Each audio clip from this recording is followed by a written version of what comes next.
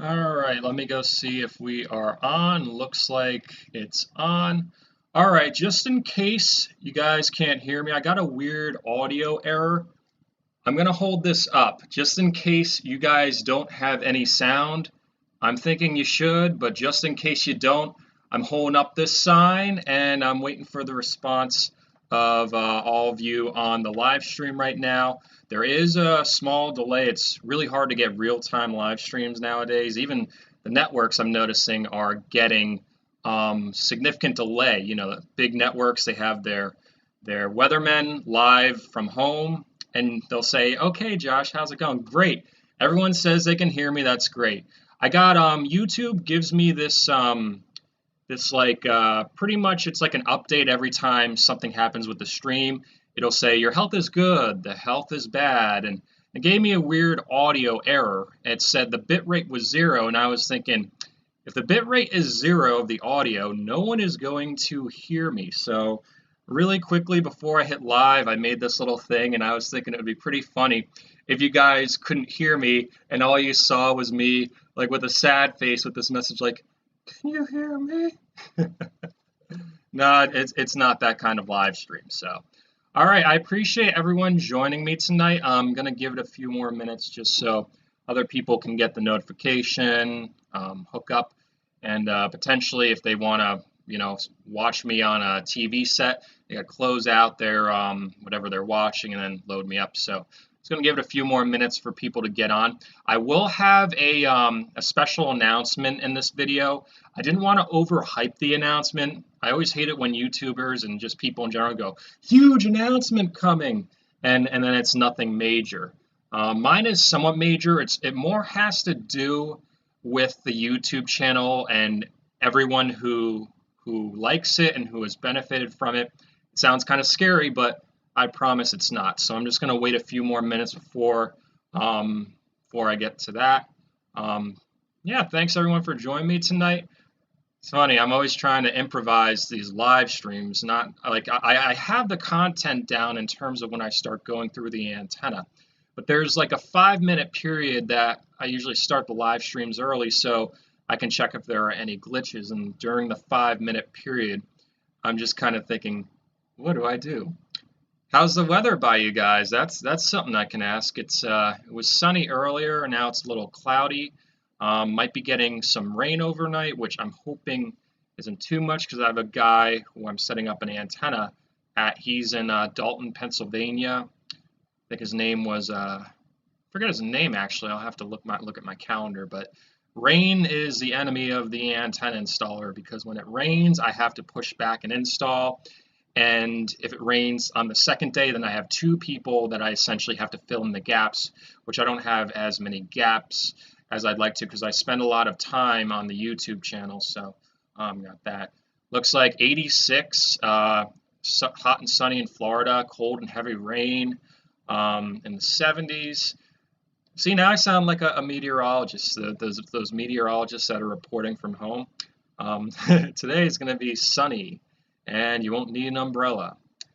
I'm not the best on-air personality, especially when it comes to live stuff, but I'm working on it, and I think I'm getting a little bit better. So yeah, we have 144 people right now joining right around 6:58. So that's really good. I don't get as many people watching these live streams as I do with some of the other videos. But the good thing about that is the people that do watch these live streams are definitely dedicated subscribers. I greatly appreciate all of you that are tuning in, all of you that watch all of my videos that even if it's something that you don't really care about, you still watch it just to kind of see my take on it and support the channel, help with ranking it for people that aren't yet subscribed to the channel. So yes, whoever asked in WBRE, that's Wilkes. I don't know if that's short for Wilkes-Barre, but yeah, Dalton, Pennsylvania. It's about 20 miles north of Wilkes-Barre. Looking at the guy's reception report, it's a little fringy, so I'm bringing along 3 antennas just to make sure, see which one works the best for his situation. I mean, I have an idea what it is, but once in a while, it's always good to have extra antennas on hand in case there's an issue. So that's what that's about. But yeah, I'll just wait one more minute and then I will get started. And I'm going to apologize ahead of time for any. I've noticed, I think I've gotten most of the glitches figured out. The one glitch I can't quite figure out yet is the video will freeze sometimes. And I don't know if that has to do with the bit rate on the software, with the internet connection, the speed of my computer, or the fact that I'm using both screen capture and the camera. So just as a heads up, I do apologize for that. John Doe, this is the second time you've donated to my channel right in the live stream. I greatly appreciate that.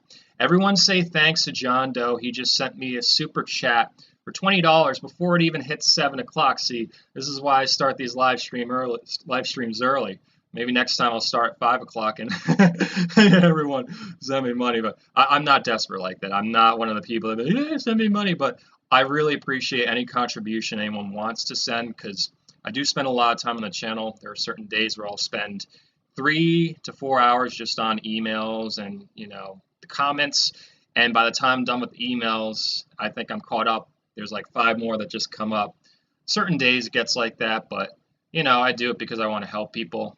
There are a lot of people have simple questions that I can easily answer, like, is a unpowered splitter bad? And, was a preamp do? That kind of thing. All right, so it is officially 7 o'clock. For those of you that are watching the replay, thanks for hanging in for 7 minutes while I just kind of, buy some time to get everyone on there. So first thing I want to talk about is the announcement I was going to make. It's not really the biggest announcement, but it is something that I would appreciate anyone who's willing to contribute to this announcement I'm going to make. So my landlord Steve, who has owned this property that I'm renting from, it's a long story. I've been trying to get a house for about 2 years now, and it's just not working in terms of the market.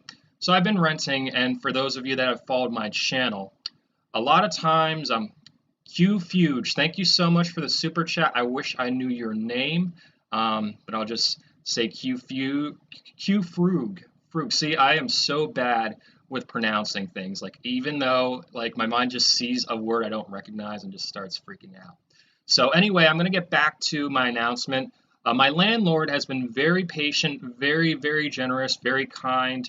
When it comes to me reviewing the antennas, I have a whole bunch of antennas that are just sitting around the house. I've had like 4 or 5 of them outside after I was done testing them out. Essentially, the average landlord would have said, stop it with the antennas, you're not doing them anymore. But Steve, my landlord, has been incredibly patient and so kind and gracious, to the point that I owe a significant amount, how do I word this? I owe it to him for my channel the way it is now. If it weren't for Steve, I wouldn't have been able to test out as many outdoor antennas as I have and, help potentially millions of people nationwide. Steve, my landlord, is moving to Utah, and he follows the channel and everything. This is why I didn't want to make the announcement, typed up, because he might have seen it. But he's moving to Utah, and potentially he may sell the property, and I may get another landlord in a few months. And nothing's happening right now because of the whole recent events, but he's moving. And essentially what I would like to do is I would like to, if you guys have, any of you have watched my channel and some of the information I put out has really helped you in terms of an outdoor antenna review or possibly an indoor antenna review, if you could send a card, I want to get a bunch of thank you cards to gather for my landlord and give to him. I have a P.O. box. This is the P.O. box. So if you feel like taking the time out and, getting a thank you card and saying, hey, Steve, I had these reception problems and Tyler really helped me out. And he said that because you allowed him to, test out all these antennas, you've been very patient. It really made a huge difference. So this is the address of the P.O. box. It's Antenna Man, P.O. Box 5251 in Bethlehem, Pennsylvania, 18015. And of course, you can write Antenna Man on the envelope, but you want to make sure to address Steve in the thank you card. So just say, whatever you guys want to say, because realize my situation. I'm a renter. I'm not by choice, and he could have said a lot of no's to, the way I do things, testing out antennas, the way, I have a pole in the backyard, the way I have at least 30 antennas sitting in the basement. He could have, been very rude about a lot of situations, and he was very, very nice. And as a result, he allowing me to do all of that has had a great impact on my channel. So if you feel like you would like to send Steve a thank you card before he goes to Utah, this is the address. So enough about my announcement. As I said, it was a smaller announcement, but I did want to at least gather a few cards. I don't expect all of you to go out of your way and get a thank you card from my landlord. But if you do, if I happen to get 100 of them, I think that would really make his day, and I greatly appreciate it. So anyway, we are going to get started. I just saw a quick message, a quick chat that said WVIA is on the same frequency as WNEP. Yes, that is a channel share. A lot of TV stations channel share now because of the FCC repack. There literally was not enough room for all the stations to move, so some TV stations, specifically WVIA and a lot of PBS stations, took millions of dollars from the FCC to put their signal off the air and then hop on and channel share with another TV station. In almost every market, you'll see, I'd say, 2-3 channel shares, maybe even more. There might even be like 5 or 6. I haven't really counted, but there's a decent amount. Philadelphia has a lot of channel shares. There's, WPHL channel shares with the WWSI, whatever it is, and then NBC 10 shares with Telemundo. There's a lot of channel sharing going on because of the FCC repack. Anyway, I'll get started on the antennas. This is an antenna sent by David. It is the HBD91X. It is a pretty good UHF antenna. In fact, I just ordered it for the YouTube channel, and I'll be testing it out in the coming weeks just to see how well it does. I've had a lot of people tell me it works very well, and I tried it a few years ago. I set it up at a guy's house near Youngstown, Ohio, when it was an all UHF market.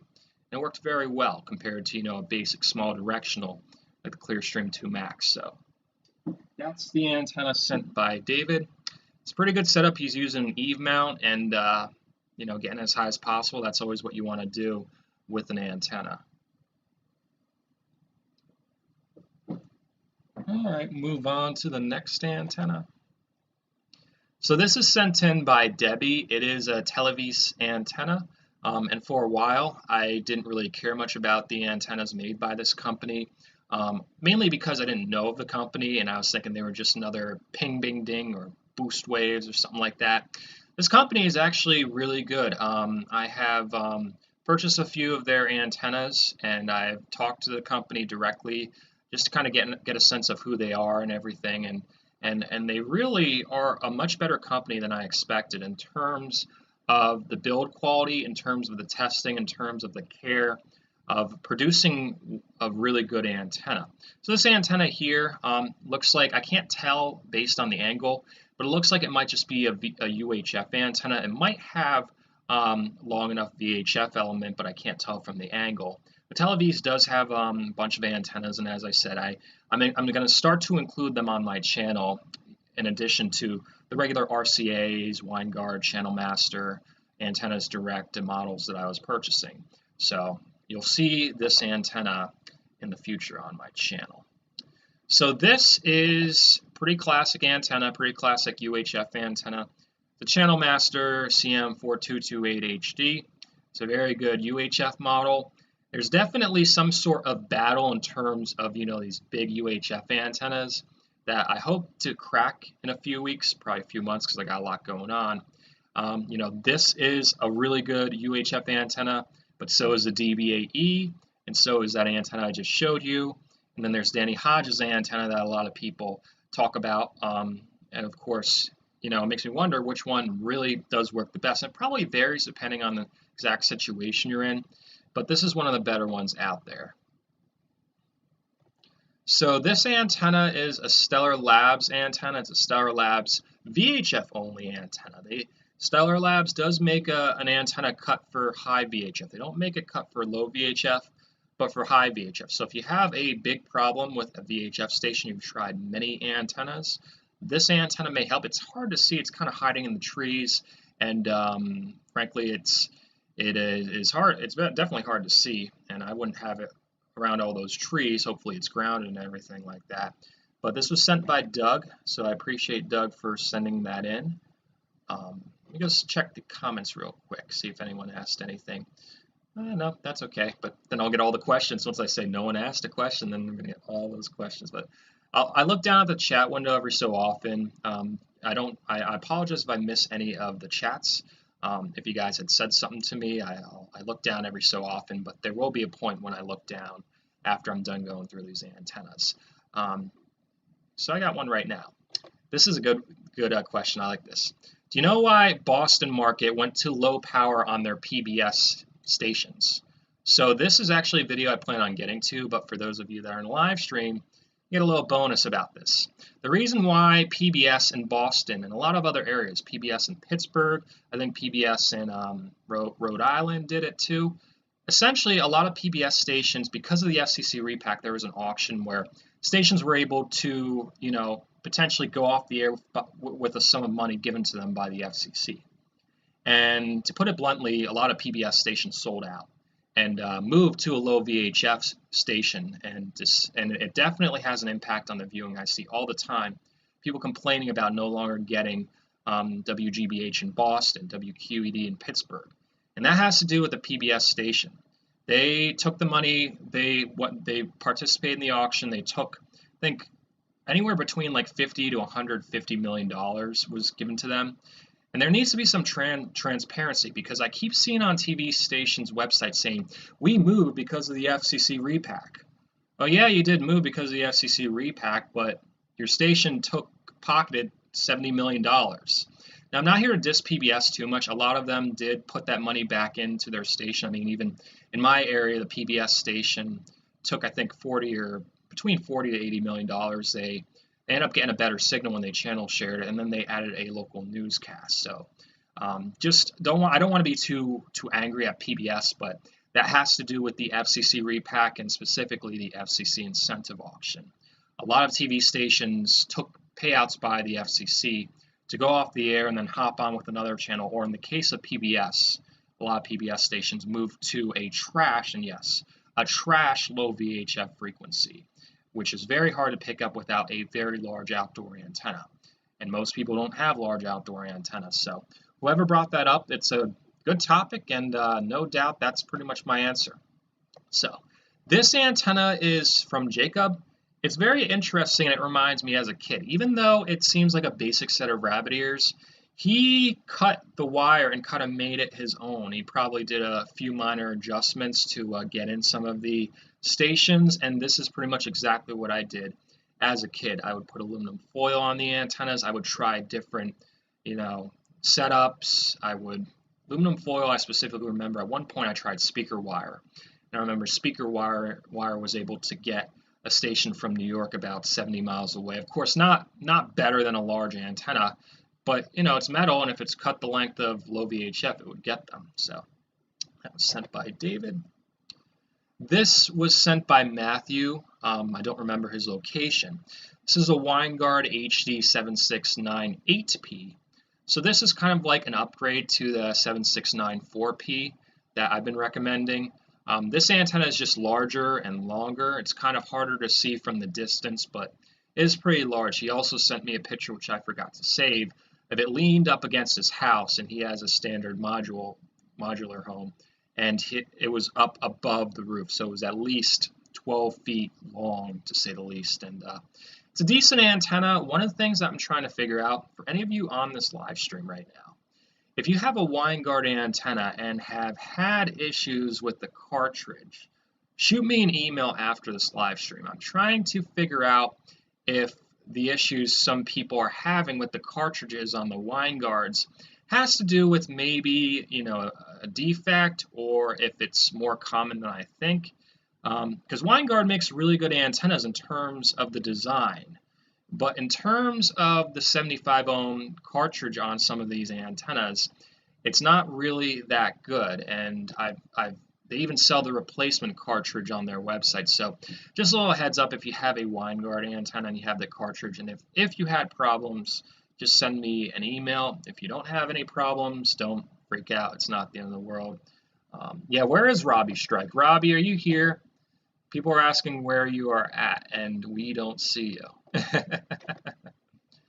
All right, so move on to the next antenna. This is going to be tricky to see. I'll see if I can zoom in a bit. This is sent from Rob in the Jersey Shore. And this is sort of a stacked antenna model. It's a CM4228HD. And then I forget if he said this was a homemade antenna at the top or if it was an antenna that was just modified. But at the top, it looks like a UHF only antenna. It's going to be hard to see. I do apologize, but I thought it was a cool setup. I want to make the joke that it was hidden in the tree so that the wife can't complain. I can't get that thing off my roof. You can't see it because of the trees. The trees are blocking it. So you got that. Actually, James, it wasn't the Ballon. I'm not talking about a Ballon. Ballons are the 300 ohm, the 75 ohm that most antennas have. Channel Master, some WineGuards. WineGuard, in addition to that, has this like cartridge thing that slips on the antenna, and it has a 75 ohm out. So it's not exactly bound; it's more of a cartridge.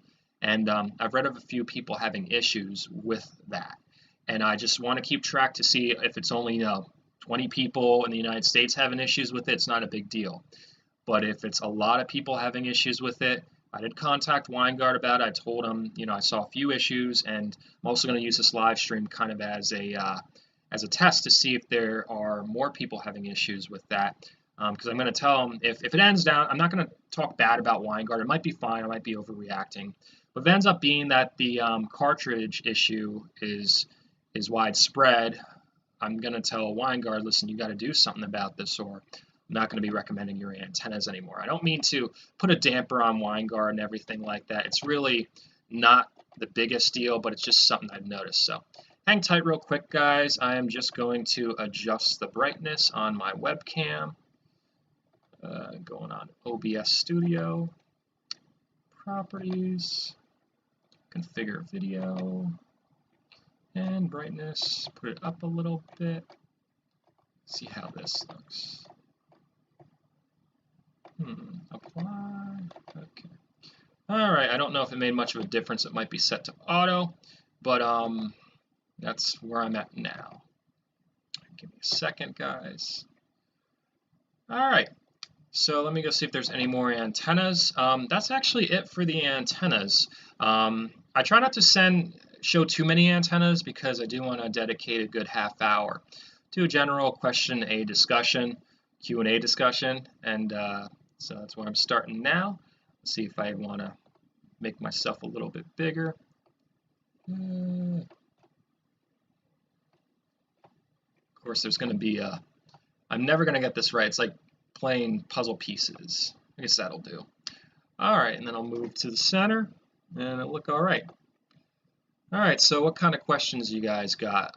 Just going to keep looking down, see if I got anything. Now thinking about it, what antenna do you usually use when you're watching TV?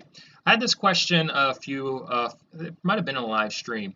I actually don't have a specific antenna that I'm using because I rent, and a lot of times I'll test out an antenna, and then when I'm done testing it out, I'll just put it on my TV set. But for the last few weeks, I've been using essentially a two-bay model that has a UHF element. I don't remember the brand, but will be on the channel. It's pretty much a basic small directional antenna. I'm able to keep here in my attic room and position it in a spot.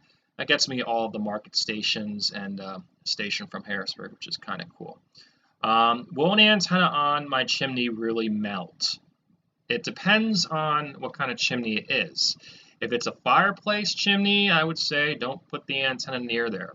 If it's a chimney that's more of, just kind of exhaust from an oil burner or a gas furnace or whatever, I would say it's not going to melt. It might be damaged over a really long time, depending on how close it is mounted to the chimney. In general, if you're mounting an antenna on the chimney, you want to have it higher up as opposed to like resting right on top of where the hole is. So that way, whatever condensation or steam is coming out of the chimney, it's not going to, break your antenna. Does the Channel Master and the new Channel Master antenna have a 5G LTE filter? So this is something I was also going to mention in a future video of mine. 5G is being launched on the 600 megahertz band, which is also the same band LTE frequencies are being launched on. So essentially 5G and 4G LTE, they're going to be in the same space, and the newest Channel Master LTE filter will also work for 5G. You're probably going to see some companies start to market 5G filters. In reality, yes, they are 5G filters, but they're going to be no different than an LTE filter that cuts off around 610 megahertz. And I did talk to Channel Master about this. It turns out it doesn't cut off exactly at 600 megahertz because there's RF like 36 right above that. It cuts off like right above RF 36. There's a little bit of loss, a tiny bit of loss at RF channel 36, but I talked to Channel Master, had a good discussion with them. They engineered that LTE filter to pretty much block out as much LTE as possible without blocking in the upper edge of the UHF spectrum, the new UHF spectrum that will end on RF 36. So, what is my opinion about a bow tie versus a Yagi style outdoor antenna? Really depends on the situation. I think they both work for different situations. I've had some areas that, a Yagi works better because it is able to go, here to here. But in other situations, a bow tie may work better because it's able to go here and here. It all depends on the signal path and where the signal is reaching the antenna. Essentially, if the signal is here and the bow tie is back here, it's not going to reach it. But if you move the bow tie here, it would get it. So. All right, let's go see what else we got on here. How is it possible to do 2 preamps to eliminate your signal loss? You typically don't want to put 2 preamps on top of each other because you'll probably end up over amplifying the signal. If you need a strong preamp, Channel Master has a few of them, but just understand a lot of people go to preamps thinking that they're going to magically bring in a bunch of new stations that aren't hitting the antenna in the first place. There is a sort of, it's hard to explain, but there is a sort of thing that's a noise floor, and some preamps can bring in a station if it's just barely hitting the antenna, but it's hard to explain. But if you tried like 2 or 3 preamps, don't try adding conjoining them to each other. You're just going to screw things up. In general, you should only have 1 preamp or else you over amplify the signals. This is a good question. Is there anything beneficial about the FCC repack? Would I recommend building an indoor antenna? And if so, could I show the basics of antenna designs? So the benefit of the FCC repack was literally a few corporations. It benefited the cell phone companies.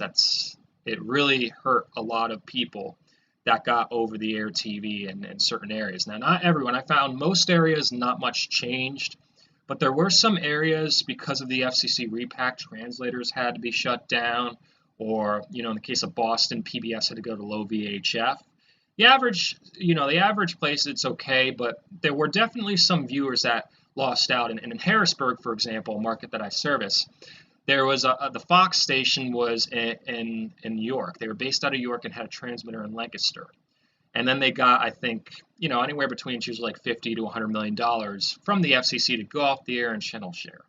They channel shared with the PBS station, which was about 20 miles north of where York was. And a lot of people who used indoor antennas in York could no longer get their station.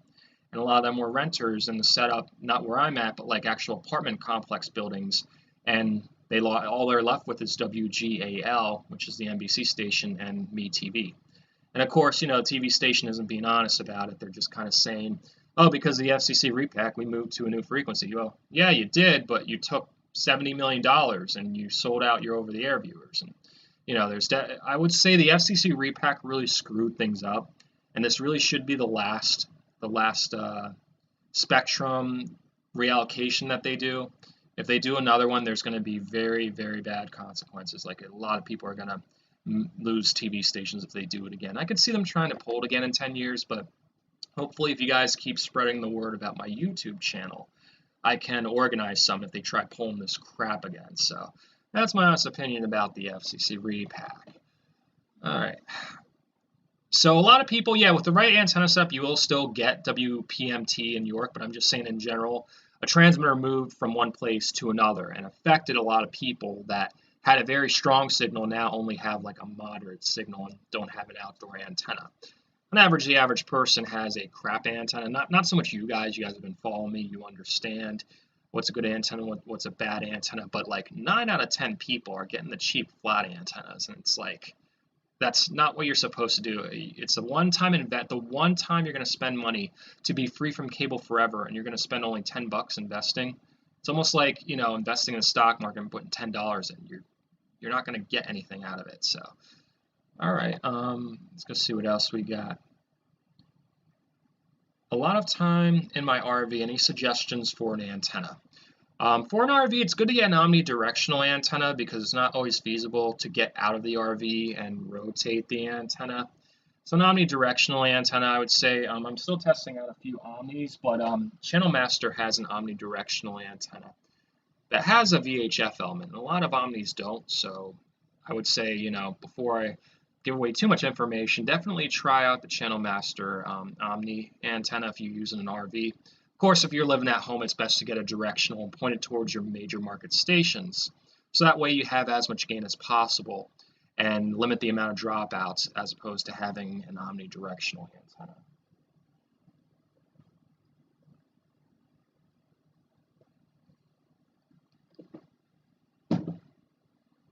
Yeah, Curtis, I actually lived in State College for 4 years during my undergrad and also 2 years after I graduated Penn State. And yes, it's very interesting. What the PBS station did was actually revolutionary. They have two transmitters on the same exact frequency. And I don't know exactly how they do it. It has something to do with synchronization. They're synchronized exactly to the point in Clearfield, transmitter is there, and then State College transmitter is there, both on the same frequency. I did talk to the engineers a few years ago, and they said that does cause problems if you're directly between the two, like right between the two. But they were one of the first stations in the country, I think it was in the 90s when they did it, to successfully do, two transmitters on the same frequency. All right, let's go see if there's another antenna. VHF elements, so it depends. I would say if you're using a basic dipole, it doesn't have much of a direction. It still does, but it's almost like an omnidirectional antenna because it's just one. When you get a bunch of them lined up in, an outdoor antenna, that's when it becomes more directional. And in general, I think any antenna will have a directional pattern, but I definitely want to expel the myth that if you have a directional antenna, it has to be pointed exactly at the antenna, at the transmitter. And if you have a TV station that way, it's not going to pick it up. That's a myth, and in fact, I've used directional antennas many times in situations where transmitters are in very different locations, even about 180 degrees apart. And what I do is I point it towards the weaker station, where the major stations are, ABC, NBC, CBS, and then I'll get the rest of them from the back or the side. So, all right, let's go see. I'm using old radio every time. What do I think of the Channel Master Multi DBAE 8-element bow tie antenna? You're talking about two different antennas. The DBAE is made by Antennas Direct, and Channel Master makes the CM4228HD. The DBAE and both the Channel Master antenna are both really good, larger directional antennas that are optimized for UHF. And between the two, they're both going to be very good in terms of which one is better. I do like the flexibility of the DBAE that you can position the bays towards different directions. If you are in the situation where you have two very weak stations from different directions, you can position the bays and see if that gets you both of them. But sometimes you need both bays and as much gain as possible pointed at a station to get reliable reception. If that were the situation, you'd have to use a rotator. All right, let's go see T-Mobile. I have a T-Mobile tower across the road from my farm. Should I give up hope of TVDX? No.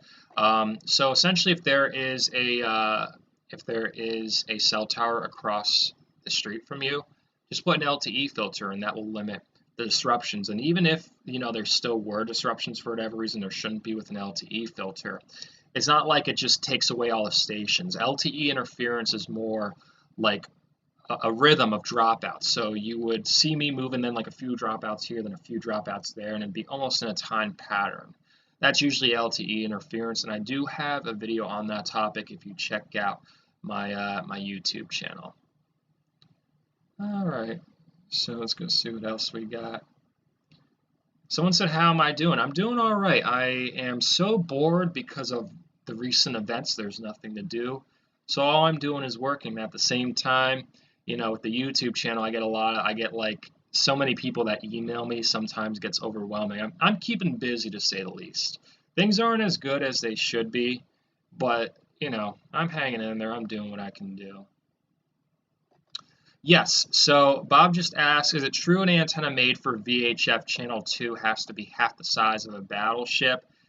It has to be pretty long, like at least arm's length long for low VHF, and there are very few low VHF antennas out there, but keep in mind most TV stations don't broadcast on the channel you know them as, so if you have CBS 2, for example, it's very unlikely they're broadcasting on CBS 2.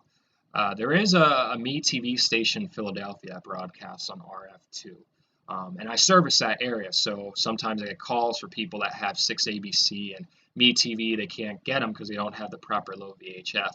Look for an antenna that has really long elements, and I do have a few of them on my channel if you check out the reviews. You can typically tell just by looking at the antenna. It does have to be really long, and that's the mistake PBS made when I don't know if it's necessarily a mistake, but when they sold out their over-the-air viewers across the country, not every PBS station did it, but a decent chunk of them did. PBS Pittsburgh, PBS Boston, PBS, I believe in Providence, Rhode Island. They went to a lower frequency, and no one, I don't want to say no one, but the average person that cuts the cord does not get a large antenna to put on the roof. They try a small antenna, and sometimes a small antenna works, especially if you live, within 10, 15 miles. Of course, you'll get the best reception outdoors. But what essentially they did is they moved to low VHF, so that way almost, I'd say 90% of people that got them before can no longer get them. And if anyone lost a PBS station in one of those areas I mentioned, and they beat around the bush saying what happened, I don't want to say call them out on that, but if you give them contributions, maybe don't give them a contribution because they got like $50 to $100 million from the FCC. Again, I'll have a video on this topic. I just think there needs to be some transparency. I'm not throwing PBS under the bus and saying that they're corrupt and horrible. What I'm saying is they should be more open with the fact that a lot of them took money to move to trash frequencies and sold out their over-the-air viewers. So just my take on that. So what amp should I use New York to New York City about 50 miles away? In general, it's good to, I would say if you go to Channel Master's website, they have, and I also have an affiliate link on a lot of my YouTube videos for Channel Master's website. They have a Channel Master, I think it's called Amplify CM777HD. It's an adjustable amplifier, which is really cool because some situations you don't want too much gain. You don't want to get the best amplifier, in terms of the strongest, or else you may over amplify the signals. Then you don't want the weakest because that might not be enough depending on the situation. I found most times that reception issues are more related to the antenna rather than a preamp, but definitely check out Channel Master's website and get the adjustable one that they have. Kids Tech also has an amplifier. Someone just mentioned that name. I just bought one of them, so I am waiting to get the time to test it out. And once I have the time, it's really hard for me to test preamps because preamps are usually beneficial in people that have crappy antenna setups or don't have the best coaxial cable or have very, very poor signals. I don't have any of those. I mean, I do have a few poor stations. I could try to position the antenna to not exactly get it and see if the preamp picks it up. But that's like a whole system I have to figure out. And I try to devote a lot of my time helping people directly on the YouTube channel. So I'm not sure when I will get to it. I'm hoping sometime this summer. It does take me about 6 hours to make a video. I have to figure out what I'm doing. I have to film it. I have to edit it, and then I have to post it. It does take some time. So anyone who watches the videos, anyone who sends me a contribution on Patreon or, right through the chat window, I greatly appreciate that. So, all right, let's go see what other questions we have. I am not a ham radio operator. I get a few questions of people asking about that.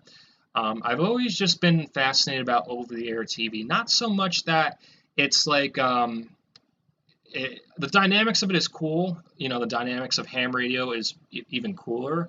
But what I like is the fact that you're bypassing a system. And by the system, I mean the system of the country. Everyone is paying for cable. Everyone is forking over their hard-earned money for TV just to sit in front of it. You can invest your money in so many things, And just for example, diverting the money from cable to maybe a local scholarship or just for your house or anything could make a huge difference. And getting back to my point, I like the fact that over-the-air TV, you are bypassing what most people aren't doing. You are bypassing that system that says you have to pay $50 a month for all these channels, and now it's going to be 55, now it's 60. A lot of that has to do with the big media companies that own the TV stations. They really mess things up. For those of you that don't already know, if you have a local TV station on a cable or satellite system, the owner of that TV station, it's usually a big media company, charges the cable system for the right to rebroadcast that station even though it's available free over the air. And a lot of times they take advantage of the situation, usually during football season. So like right before the Super Bowl, let's just say, for example, I'm going to throw them under the bus, but I don't know if they exactly did it. Nexstar Media Group and their shell corporation, Mission Broadcasting, essentially tried to jack up the rates of the retransmission fees on the cable and satellite systems. The cable and satellite system said that that's not fair to our subscribers, and then the media company basically says, oh well, we'll just pull our stations off until you give us the money and put messages on our stations that you took the station away. And most people don't realize that it's really messed up, and Nexstar is notorious for this. I mean, the retransmission disputes happen in almost every market with the station they own, and the FCC is, I don't want to say they're definitely looking the other way, but the problem has been brought up to the FCC numerous times, and nothing has been done about it. TV stations are essentially they're a scared resource. They're supposed to be serving the community and providing good information. Yes, you make a little money, but it shouldn't be used as a pawn to take as much money as possible from cable and satellite subscribers. So that's my take wherever I got. Don't know exactly how I got on that topic, but that's an interesting fact. Oh yeah, the whole reason why I like over-the-air TV is because you're bypassing that system. You're not giving in. You're not giving these $5 billion companies more money. And yes, Nexstar, I believe they are at least $1 billion corporation that owns all these local TV stations. And yeah, so that's what I got about them. Someone says Nexstar is in my market, and they did exactly that. Oh yeah, they've done it in every single market. Like I've serviced various areas with Nexstar stations, and the people have hired me to do installs because Nexstar did that crap and essentially, pulled the station off DirecTV, or yeah, DirecTV was a big one over the summer, but Mission did it for Dish Network, and basically held the stations hostage. And it's not. It always reflects on the cable company. Everyone thinks it's the cable company that did it, but it's actually in 90% of cases, maybe more than 90% of cases, it's the operator of the TV station that's just wants more money. And it's almost like if people got radios and plugged them into the wall and plugged in a cord to get their local radio stations. That would be insane. That'd be insane if people did that. But it's exactly what's happening with TV. You have all these stations that are free in the air, and a lot of times better quality than cable and satellite, and no one really does it. It's weird. All right, anyway, moving on to the next. I'll take a few more questions. Someone asked, does wind affect TV reception? It usually does if you live in an area that has a certain amount of trees, because the trees move around and make the signal fluctuate. If you have trouble with wind, you definitely need a larger antenna to help with the signal fluctuation during windy days. There are some areas that essentially will get signal if they have a lot of trees. They'll get signals fine during the day, but then at night, not at night, during windy days, they won't get them. And I've had to tell a few people that, I go on location to set up an antenna, I test with my TV, and I have to have a discussion with them. I have to basically say, listen, you'll get these channels, but you have all these trees around, so on windy days, you're probably going to have problems. Give them that heads up so they don't, pay me and then yell at me when they have issues on windy days, because I told them they'd have issues on windy days. You'd be surprised some of the issues I've been dealing with local antenna setups, and it's another video I'll talk about. I'll bring up at some point some stories I've had with antenna installs. So, all right.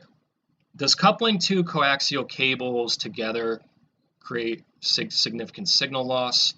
That it does have signal loss, but it also causes multipath interference. So I'm hoping you're combining two antennas and not broadband and over-the-air TV. Don't ever do that. If you have one wire going into your house and you're trying to hook up an antenna and your broadband on it, don't combine them. You're going to screw things up big time. But if you have two antennas you're trying to combine together, a lot of times combining the two together, if they're not phased correctly, if they don't have the same exact coaxial cable length, creates multipath interference. Even if they do have the same cable length, they may have issues with out-of-sync signals, because the signal is reflecting off something else it's pointed at. So that's what, it's not so much a signal loss when combining two cables. There is some signal loss. It's a lot of, more multipath interference and phasing issues. So, all right, let's see if we get I'll do one more question and then I will hang it up. I usually do try to do at least an hour with these live streams, but I definitely have to prepare for tomorrow. I'm setting up an antenna, and it's a lot of mental work on my end. Even people who sign up and sign up for the custom antenna recommendations on my website, it's a lot of mental work, figuring out, looking at all the frequencies, figuring out if any stations are affected by the FCC repack, if they're on STA. And so I have to give myself some time, to prepare for tomorrow. All right, let's go see what antennas we have. Channel Master, new power block. Channel Master made a new power block. Is it worth getting, or does it compare with the amp splitter? If Channel Master came out with any new power amp, I'm not aware exactly what it is. I can tell you most power amps are very similar, so if you have one, there's no need to upgrade, but if you don't have one and they came out with a new one, it might be good to try out, to say the least. George has a question that's very interesting. It's about mounting an antenna. I've noticed this at some antennas. If you have a balun, zip ties aren't the best because they can wear off in the sun. Electrical tape is pretty good, but you want to kind of have it along the boom, and you don't want to have any of the twin lead kind of touching the metal, or else it may throw off reception. If you check out the Channel Master CM3020 review on my YouTube channel, I actually, right before I had set it up, I noticed I wasn't getting good reception. And I noticed the balun was touching a metal part significantly. Now, I'm not talking about the thick part that connects to the coaxial cable. That's fine to touch metal because it's enclosed in a lot of rubber.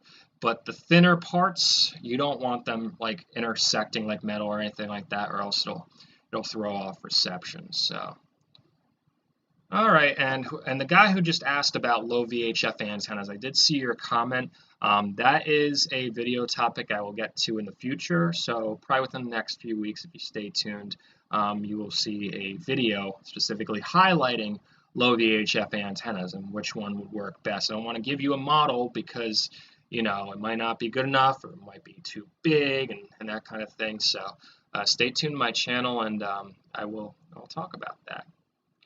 Will FCC ever shut down analog FM stations? I don't think so. It's all about the money, people. They're making a lot of money with the with FM radio, and they were making money with TV stations, but they'd make more money if they sold some of the spectrum to cell phone companies. So I don't think there's going to be a time, at least in the next 20, 30 years, that FM radio is going to go completely digital. They already are digital in a lot of markets, and it was just kind of a flop. It didn't really take off. Reception is just like the digital TV reception. It's either if you're in a good reception area, you have a good antenna, it's great. But if you're on the fringes or not in the best location, it's non-existent. And I think most of you can agree the digital transition was not the best in 2009. A lot of people lost TV stations, and it's not that the signal doesn't travel as far, but the encoding method, the modulation method they're using, it's just very fragile, and it's almost like you need a decent signal in order to get anything, where in the analog days you could have had a fuzzy signal. You probably can't get away with a fuzzy signal now. It's like kind of in between, so that's what I have to say about that. Dish antenna, I don't know if you're talking about a satellite dish. Satellite dishes aren't made for TV frequency, so don't even bother trying to try out a satellite dish. You might get like 1 or 2 stations. But if you're talking about an antenna, if Dish installed an antenna, I'm not exactly sure what antenna they would install in a certain area. It all depends on where you're at, but usually I would say getting an antenna that's optimized for the frequencies in your area is best, rather than like a one-size-fits-all. I see there's a few, like Orbi TV, for example. I know they put an antenna on their satellite dish if you get them, but I know it's not the best antenna. So, all right, folks. Well, with this, one I always see cool questions I like to address. Someone's asking what's going to happen to low VHF TV broadcasting. It's not going anywhere because there's nowhere to go. The government sold a chunk of the UHF spectrum, and a lot of stations had to move to, well, not a lot of them, but some PBS stations willingly moved to low VHF. They can't get rid of it, even though it's not the best. They can't get rid of it because there's nowhere for those stations to go. And I think some of the stations, like, for example, 6ABC, they're okay on being on low VHF because, you know, they're owned by Disney, which is a big media company, and there's some stuff going on there. But if someone doesn't have the right antenna to pick up a low VHF channel, and, for example, 6ABC, and as a result, they won't cut the cord unless they get that channel, well, that's 6ABC is okay with that, because then that means they're getting more money through retransmission fees. And I don't want to say that's true about all stations. I don't want to say it's 100% true about 6ABC. But they've had a lot of problems with their signal, and they have made some attempts to improve it, but they have not done what other stations have done with signal issues, is, you know, to put translators in areas that don't get good reception. Like 6ABC, for example, is right next to FM radio. They're on 87 point, like about 87.7 megahertz, and we have an 88.1 FM station in Lehigh Valley. So pretty much anyone who sets up an antenna that's close to the FM transmitter will not get 6ABC because of the interference. And I contacted 6ABC about that. I said, listen, you guys realize there's 750,000 people in the Lehigh Valley, and you're pretty much not even serving them. And we can get the ABC station from Scranton. And if you guys don't take advantage of this market, it may come to a point that people watch the ABC station from Scranton Wilkes-Barre as opposed to Philadelphia, because you neglected the over-the-air viewers for so long. So that should be interesting to see if that does happen down the road. I think a lot of people in my area definitely get WNEP better than 6ABC. So yeah, I tried an FM trap, but the FM trap can't go down too low, or else it will cut off 6ABC. It usually starts at like 87.9. And sometimes it works, but the signal is just so strong on the 88.1, it really screws it up. So, all right, folks. Well, I appreciate you bearing with me. As I said, if my channel has done a lot to help you cut the cord, and you want to show appreciation to my landlord for allowing me to test out all these TV antennas and have all these antennas laying around the house, feel free to send a card. It's Antenna Man, P.O. Box 5251 in Bethlehem, Pennsylvania 18015. You're not obligated to do it, but just understand, if it were not for my landlord Steve, there would be a lot of antennas that I did not review on this channel. So anyway, I appreciate all of you for joining me. Those of you that watched on the replay, thanks for tuning in for a good, 55 minutes. And hanging in there if there were any frozen frames and all of that. So, all right, folks, thank you so much. Thanks to all of you that sent me super chats. John was one of them, a guy whose name I think I can find out at the top. I definitely got to give them a shout out. YouTube, why won't you show me the super chats? YouTube's not showing me them. Anyway, I greatly appreciate all of you guys for joining me. And stay tuned to my YouTube channel. I will have a few more videos coming up in the next week. I try to post them every 3 or 4 days. So thanks again for watching. You guys have a great night.